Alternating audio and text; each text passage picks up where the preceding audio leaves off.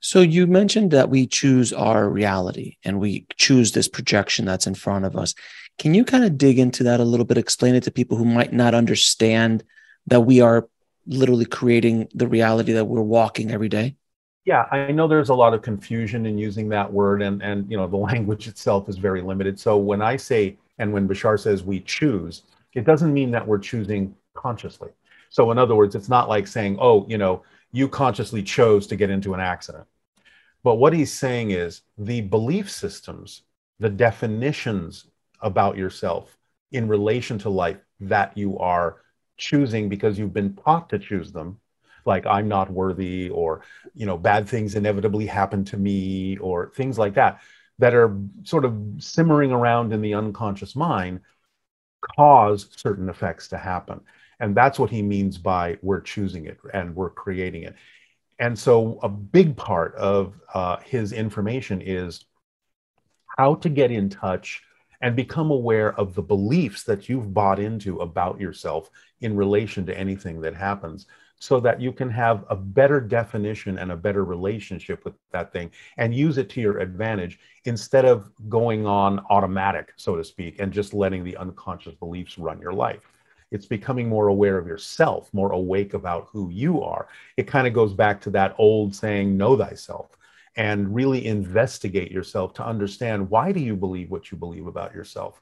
Why do you still hold on to something that maybe your parents, your schooling, your friends, or your society taught you that isn't working for you, that isn't who you really are? So it's really about digging deeper in yourself, finding out what you believe to be true, and understanding whether or not you want to keep holding on to that or replace it with a definition and a belief that better suits you, that will then cause a change to happen in the way you experience your life and your physical reality.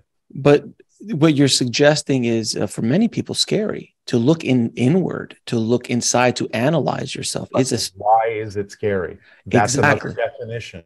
That's right. another. See, we get caught up in these chains and links of definitions, one Right. reinforcing the other. So we have a lot of definitions that even prevent us from finding those definitions, because we're too afraid that if we go looking, what we're afraid will be true will be true. And from Bashar's perspective, it's never really going to be true, because we're a part of creation. We're reflections of creation, God, all that is, whatever you want to call it. And from his point of view, creation doesn't make mistakes. So if we exist, which we do, then we're worthy of that existence. And to believe that we're not worthy, we're not deserving, in a sense, is arguing with creation. Well, Bashar says we'll never win that argument, because we can never cease to exist. So you might as well take it on the fact of your existence, that you are worthy of your existence, and stop, bemoaning and berating yourself and thinking less of yourself. We are reflections of creation, and we are here to allow creation to be all that it is. So, we have to start at this very fundamental level of breaking those chains of negative definitions that keep us down. And we don't even know or are aware that we have a lot of these definitions. So finding them, bringing them to the surface, going, wait a minute, this makes no sense. It doesn't make sense in life to think this way, to believe this way, is the first step from Bashar's point of view as to how we start breaking those chains and freeing ourselves to realize we can choose the definitions that work for us, because we are each unique. We have a different perspective from anyone else. We are a unique part of creation, and we deserve to express our full selves in life.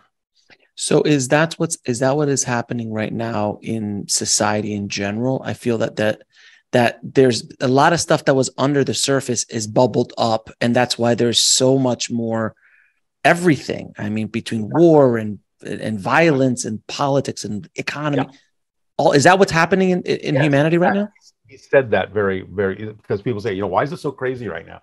And he's saying, well, you've been doing this cycle of negativity for thousands of years. You're kind of at the end, and you're about to shift into something different.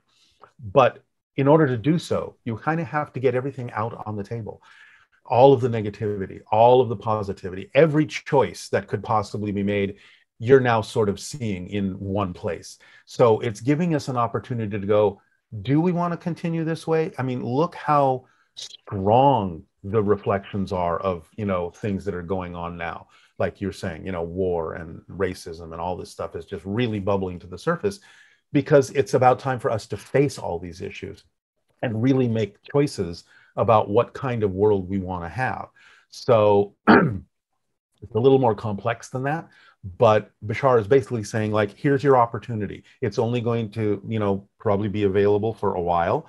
And some people are going to make certain choices that take them in one way, and other people are going to make choices that take them in another direction. And what he's saying is, this goes into the whole idea of parallel realities, because he's saying everything exists all at once. Time is an illusion. And there are different versions of Earth that exist right now.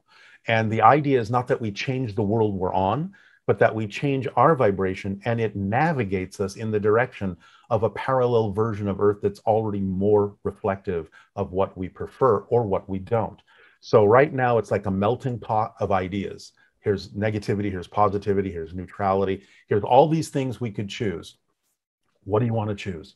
So when people start choosing one thing over another, even individually and collectively, they start going that way. And eventually, he's saying, in the years to come, the more people that choose a particular direction will actually sort of create a crystallization of that perspective for themselves, and will no longer be able to even experience people with a different idea.